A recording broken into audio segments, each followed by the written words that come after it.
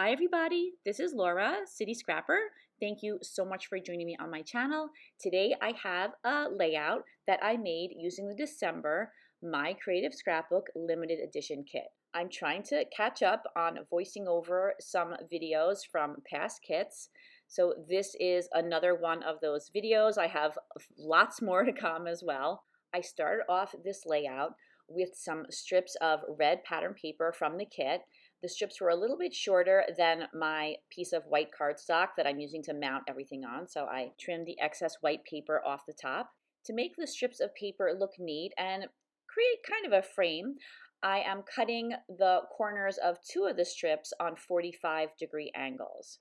I start off by bending one of the corners down. That creates a 45-degree angle, and then I use that corner as a template for the other corner, and then the first strip as a template for the second strip. I used some Distress Oxide in fired brick, and I inked the edges of the two strips where I cut them because the edge looked white. And now I'm going to use some ATG adhesive and attach both of those strips down. It would probably be a lot quicker to gut a piece of paper. The reason that I'll sometimes do this is to conserve paper.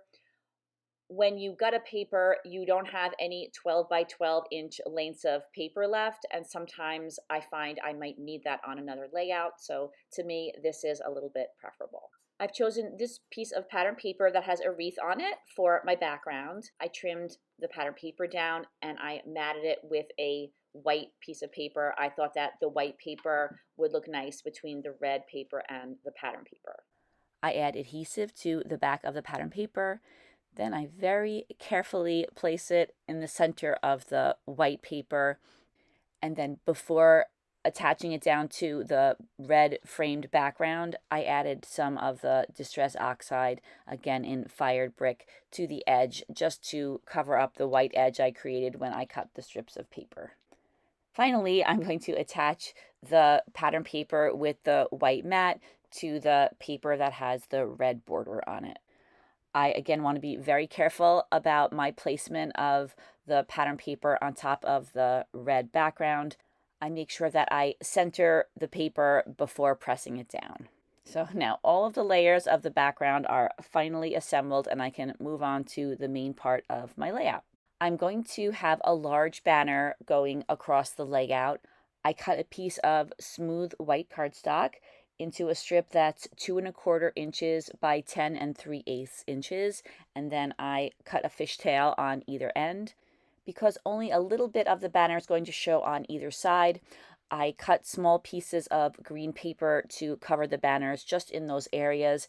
This green pattern paper is very precious to me because I like to use it to cut leaves out of, so I don't want to waste paper that is just going to be covered up by another element.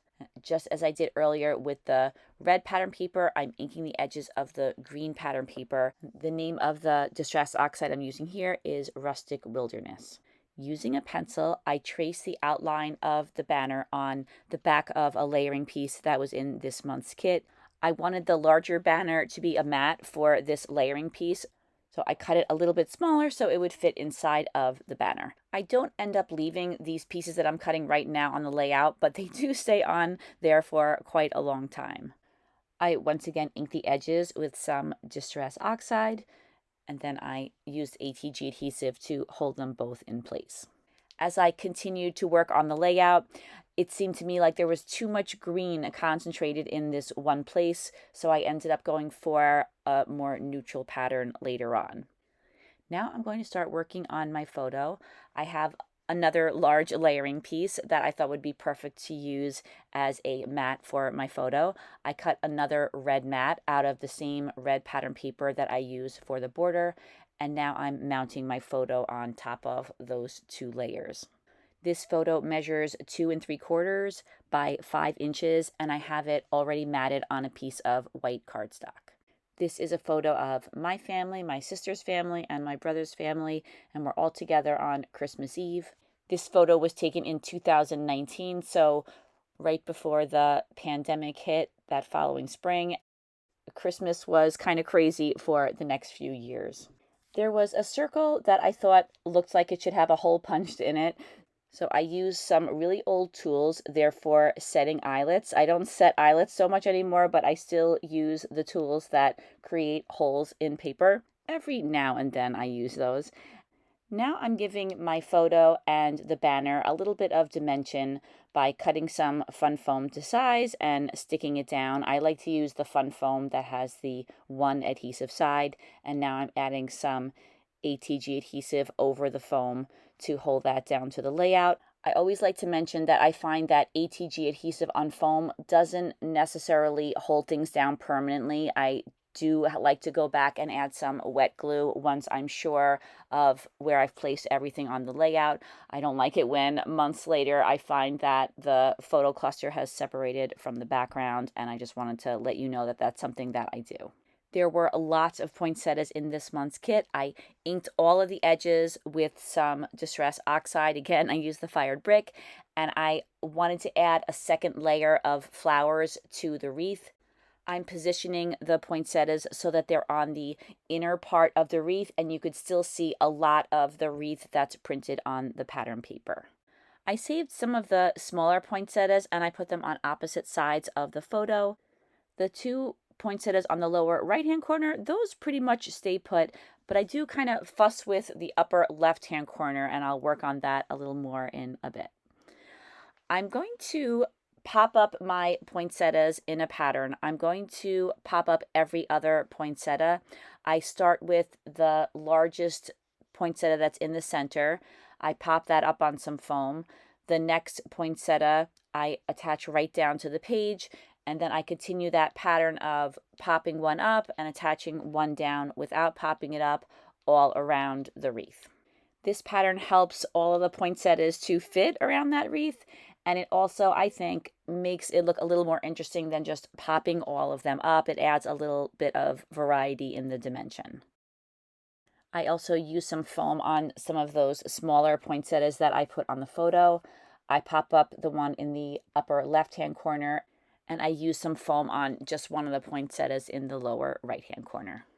Once I had all the poinsettias in place around the photo, I, for some reason, decided to take one of the poinsettias off of the photo and tuck it into the wreath. In the end, I added a poinsettia back in that corner after all. I really like these strips of red and white striped paper, so I thought I would try putting them below the photo and on top of the photo. I started off by putting one below the photo, and although I really, like I said, like this pattern, I didn't necessarily think that it added anything to the layout, so I do remove it in the end. Off camera, I placed a red bow on top of the photo. I love these delicate bows that 49 and Market has been including in their collections.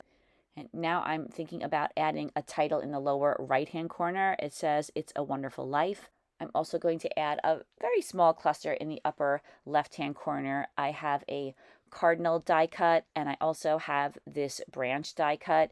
I'm going to trim the branch die cut down a little bit and place it underneath the cardinal, and I think that just adds a cute little detail up in that corner. I inked the edges of a small green bow that I placed on top of the sentiment, "It's a Wonderful Life," which I also inked with the Distress Oxide. And then I thought that since it's the title, I should give it a little bit of dimension. So I cut some fun foam to size. And before sticking that foam down to the back of the sentiment, I put a tiny piece of pattern paper over the hole just in case that paper bow doesn't cover it up fully. I add a few more touches of the foam, add some ATG adhesive, and I attach that down to the layout. Now I'm going to work on the cluster in the upper left-hand corner. I want to also pop that cardinal up on some foam and the leaves around it as well. I didn't add foam to the other leaves that I have layered in that cluster. They're just so delicate, and I was able to kind of rest that on top of the leaves around the cardinal that were popped up, and that gave that some dimension even though I didn't add foam to it. At this point in the layout, I decided I wanted to add another layer of smaller banners to the larger layer. So I'm using a part of the packaging here and part of the red pattern paper that I use on other parts of the layout, and I created a smaller banner. I tuck that one side of the smaller banner behind my photo, and then I do the same thing on the other side.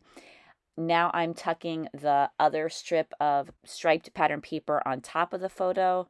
I attached a die cut lantern to the upper left-hand corner of my photo.